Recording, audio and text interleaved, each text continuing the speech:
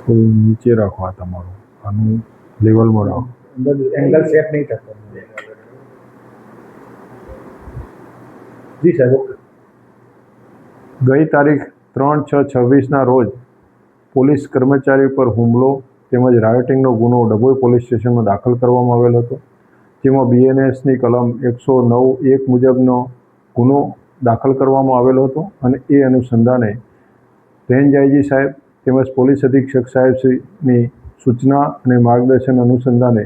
પોલીસે કડક કાર્યવાહી કરી આરોપીઓને ગુનાના કામે ધરપકડ કરવામાં આવેલ હતી,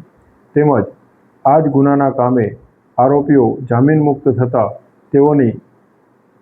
તારીખ 5/7/26ના રોજ પાસા એક્ટ હેઠળ ધરપકડ કરી તેઓને હાલ ભુજ પાલારા જેલ ખાતે મોકલી આપવામાં આવેલા છે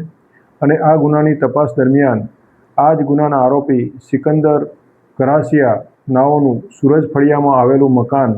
ગેરકાયદેસર હોવાનું માલુમ પડતા તે અનુસંધાને ડભોઈ નગરપાલિકાને રિપોર્ટ કરવામાં આવેલો અને એ રિપોર્ટના આધારે આજરોજ કાર્યવાહી કરી તેનું ગેરકાયદેસરનું જે સુરજ ફળિયામાં મકાન આવેલ છે તેને પણ જમીનદોસ્ત કરવામાં આવેલ છે અને આ રીતે આરોપીઓ વિરુદ્ધ સખતમાં સખત કાર્યવાહી કરવામાં આવેલ છે। એટલે મારી સર્વ જનતાને અપીલ છે કે આવી કોઈપણ પ્રકારની ગેરકાયદેસર પ્રવૃત્તિમાં સંડોવાવું નહીં અને સંડોવાવશો તો તમારા વિરુદ્ધ સખતમાં સખત પગલાં લેવામાં આવશે।